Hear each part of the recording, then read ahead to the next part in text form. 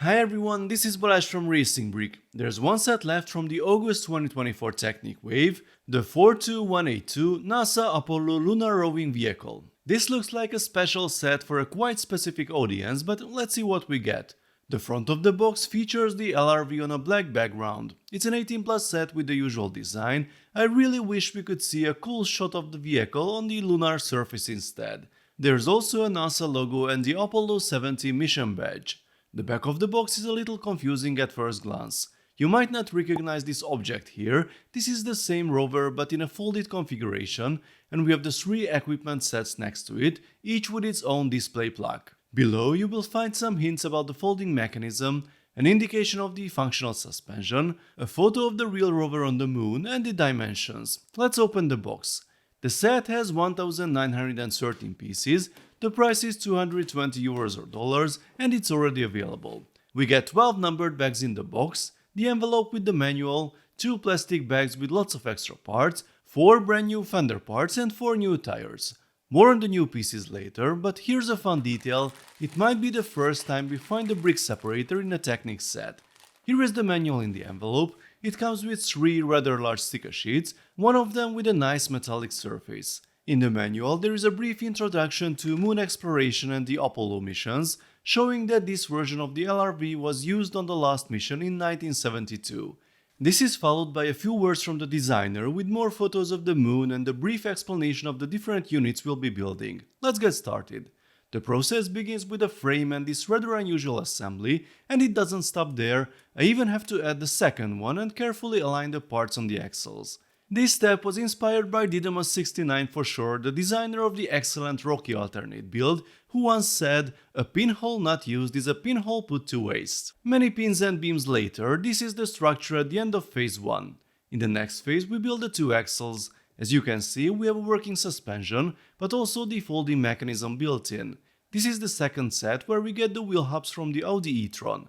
The white 5x7 frame was previously only available in first LEGO League packs and at Pick-a-Brick, now it has also appeared in a regular set.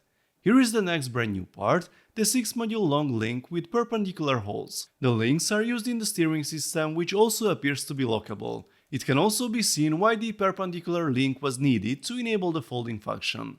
Both axles are mounted on the chassis and we are instructed to test the folding mechanism. Here you can see how it works. It is quite ingenious.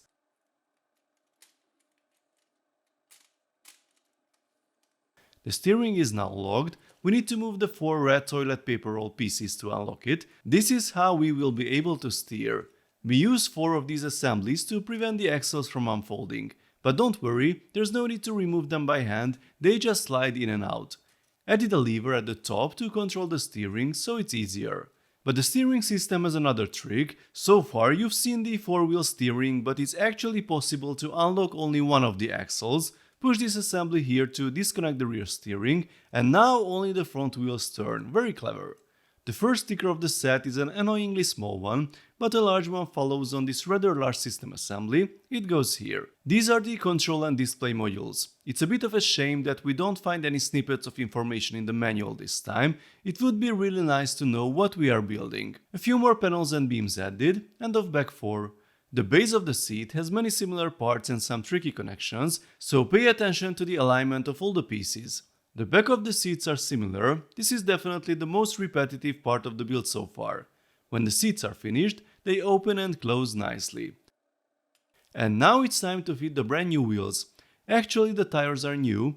The rims are the dark bluish grey version of the rims from the Vespa. As you can see, the tires have a much larger diameter and are also wider. The tires have an interesting and quite specific pattern, faithfully replicating the Moon Rover's wheels, but that also makes them very special. I doubt they can be reused in other sets. We also have 4 of these printed metallic silver dishes to mount. They are attached to the wheels like this. And another set of brand new parts, the dark orange wheel arches. We have 2 of each. The difference is the position of the printed flag. Another set of authentic but very unique new pieces. Maybe LEGO can release a Technic trike in the future to be able to use them again.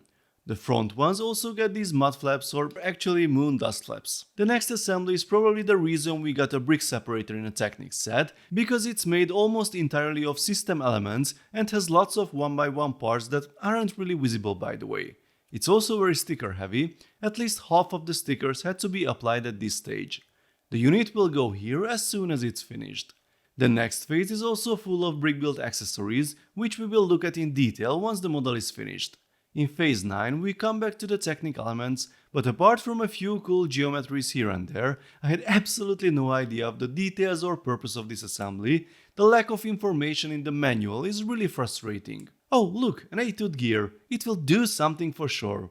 Or maybe not, it's just a representation of a tool that's stored here. There are even more things to come, most of them are probably tools again, all of them can be removed. And then there's this thing with 2 yellow rubber bands. This here is a complex brick-built rock, at least it's recognizable. This is the traverse gravimeter, but I only know that because there's a sticker on it. This thing goes here, and now the whole assembly can be mounted on the rover. In the last bag are 2 stands with the plaques, which have massive stickers. It is a real pain to apply properly, and we are finished. There are still a few pages left in the manual, as the whole process of disassembling and folding and unfolding requires several steps and there are multiple display options. The first is to leave the rover as it is, fully loaded. I can put it on the stand provided, but it tends to go under the rover and in this form it doesn't support it, it still rolls on its wheels. Then I can remove the 3 sub-assemblies and put them on their own stands. It may not be obvious at first glance, but the smaller 16mm camera and the low gain antenna need to be removed separately. Now only the chassis remains and I can repeat the folding procedure you could see during building. I have to start with the footrests, then the seats have to be folded and repositioned. Now comes the control console. I have to unlock all the wheels in 2 different places and then I can fold up the wheels and also the chassis to make it look completely flat packed. And the whole process is required in reverse order to display the assembled model. To come back to the basic functions of the vehicle, the rover has independent suspension on all wheels, it is quite bouncy and can also drive over some obstacles. Unlocking the steering when it is fully loaded is a challenge. If you have small hands, you can reach the parts on the rear axle, but I definitely have to remove things to unlock the front one. The steering works properly with the handle in the center, which also controls the thrust and parking brake on the real one. With the impressive 1 horsepower of all 4 electric motors combined, this thing reaches a wild top speed of 18 km per hour. So these functions are cool, playable and they work well. Apart from that, we have a lot of different instruments on the rover, but the manual wasn't very helpful for them. The stickers may give us some clues, although there are some confusing details. So this is the forward chassis. It contains the 2 non-rechargeable 36V batteries hidden under the thermal covers. The sticker mentions the T-handle, but it's actually between the seats here. This is the high gain antenna, there's a brush on it with the minifigure forks to clean the moon dust, and there's also the remote controlled color television camera. The LCRU, short for Lunar Communications Relay Unit, was located at the front.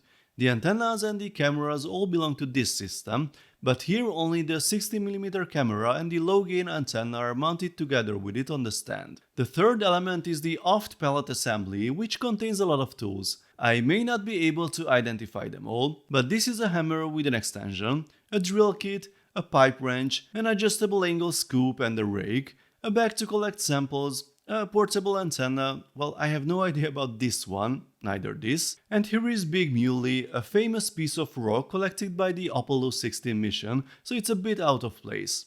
As you can see, many details of the rover have been recreated, but it's quite frustrating to identify everything. The previous NASA Technic said the Perseverance has an AR app that gives you lots of detail and information about the rover. With other NASA sets like the Artemis SLS, there are snippets of information in the manual. I really don't understand why we didn't get any of that with this set. Going back to accuracy, the folding mechanism of the wheels is very impressive, but from what I found, the rover wasn't really packed that flat, but the space available was more triangular, shaped like a tent, so the wheels weren't actually fully folded. I'm not sure why this detail wasn't represented here. The Technic designers overachieved the task, but it does detract a little from the historical accuracy. I've also found no trace of whether all the accessories were mounted separately, as we can see them represented here, although here is a photo of the rover just after the deployment, and it's not yet fitted with all the bells and whistles, so I'm assuming this modularity must be correct too. Now let's talk about the price. At 220 euros or dollars it seems a bit steep, especially compared to other NASA sets available today. The Mars rover Perseverance only costs $100 and has more than half the parts. The Space Shuttle Discovery has a lot more pieces but only costs $200, and the Artemis SLS is only $40 more despite having almost twice as many pieces. Piece count isn't everything, of course. We have big new elements here, some of them printed, but still it feels like it's on the expensive side. Especially because some people are saying that the separate stands and plugs for the modules aren't even necessary, as no one will display the rover in packaged form. I don't know, I personally would leave it like this, but I also think a $180 price tag would have been more realistic. Luckily, you can already get it for €160, but I think it should go down even further to be really appealing to fans. So, I like the concept, I love the execution of the chassis with the steering, suspension and folding mechanism. There are tons of details added with a surprising amount of system elements. I really don't like the lack of information about the things we are building, and I would be happy without the extra stands for the modules. Now it's your turn, folks. Let us know in the comments what you think of the set, what you like, what you don't like. Let's talk about it. If you enjoyed this video, then please give it a thumbs up, and don't forget to subscribe with notifications, because there will be more exciting LEGO videos coming soon. See you next time, bye bye.